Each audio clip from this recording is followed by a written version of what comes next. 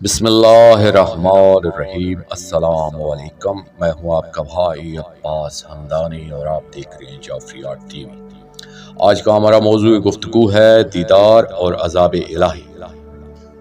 دوستو، روح کا بیسک مٹیریل کیا ہے، عالم امر کیا ہے اور ہماری اگلی منزل جنت وصال کی ہے کہ ہم ان جاگتی آنکھوں سے اپنے محبوب کی دوبارہ زیارت کریں تاکہ روح کو اطمینان حاصل ہو۔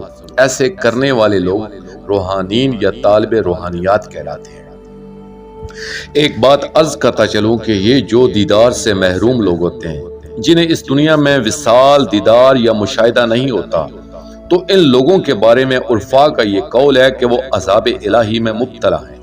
اب سوال یہ ہے کہ عذاب الہی ہے تو اذیت کیوں نہیں ہوتی، جبکہ اسباب اذیت موجود ہیں؟ تو اس کی وضاحت کے لیے میں ایک مثال دیتا ہوں۔ جس طرح ڈاکٹر جسم کے کسی حصے کو سن کر کے کاٹ دیتے ہیں، اس مثال میں سبب اذیت یعنی کاٹا جانا موجود ہے، لیکن سن ہونے کی وجہ سے اس عضو کو کاٹے جانے کی اذیت محسوس نہیں ہوتی۔ انسانی جبڑے کو انجیکشن لگا کر سن کر دیا جاتا ہے، پھر دانت نکال دیا جاتا ہے تو کوئی درد محسوس نہیں ہوتا۔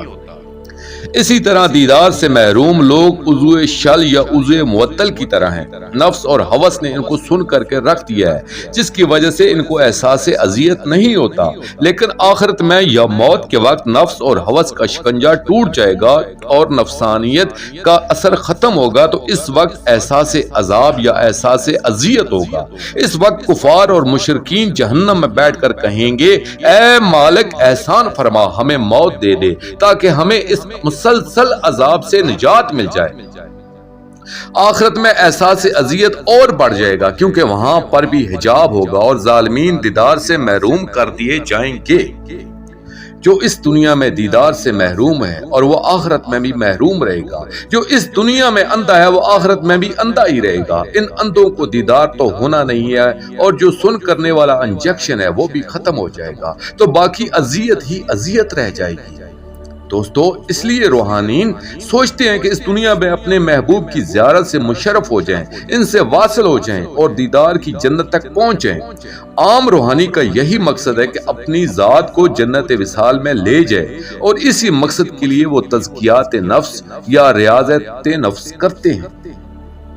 اب میں عرض کروں گا کہ ہماری منزل اس سے بھی آگے ہے۔ ہمارا مقصد یہ نہیں کہ ہم تزکیات و ریاضات کرتے ہوئے خود جنت وصال میں پہنچیں، بلکہ ہمارا مقصد یہ ہے کہ جنت وصال یہاں اتر آئے۔ ہم ایک اجتماعی مشن پر کام کر رہے ہیں، جس میں فرد کی ترقی نہیں بلکہ پوری انسانیت کی ترقی کی بات ہے۔ ہمارا مقصد روحانیت یہ ہے کہ ہم کوشش کریں کہ حکومت الہی کا قیام ہو جائے، شہنشاہ امام زمانہ اجر اللہ فرج شریف کی حکومت قائم ہو جائے، چارہ معصومین علیہم الصلاۃ والسلام کے انوار یہاں سرعام دیکھے جا سکیں اور ساری دنیا اس سے استفادہ کرے۔ اسی مقصد کے لیے ہماری روحانیت ہے اور اسی کے لیے ہم سٹرگل یا کوشش کر رہے ہیں۔ ہمارا مقصد انفرادی ترقی نہیں بلکہ اجتماعی ترقی ہے۔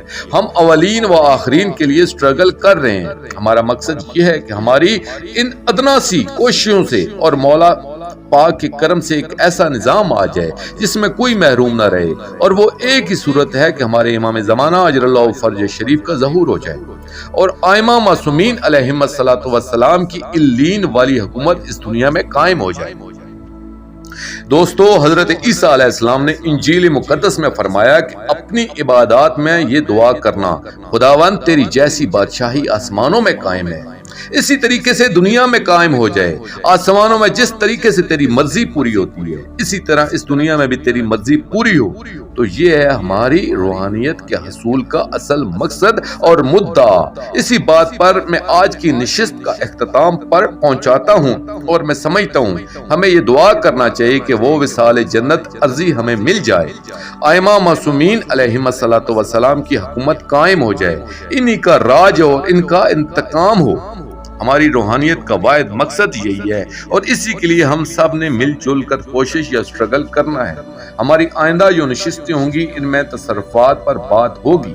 لیکن جو چیز بھی آپ نے حاصل کرنا ہے اس کا مقصد اپنی ذات نہیں بلکہ وہ ذوات متعالیات ہیں، تو آئیں ہم سب مل کر ان کی جلدی آبادی کی دعا کریں کہ اے ہمارے آقا و مولا پاک جلد از جلد اس دنیا میں تشریف لا کر اپنے پاک خاندان کے ہر فرد کو ابدی اور دائمی خوشیوں سے ہمکنار فرمائیں، آمین یا رب العالمین۔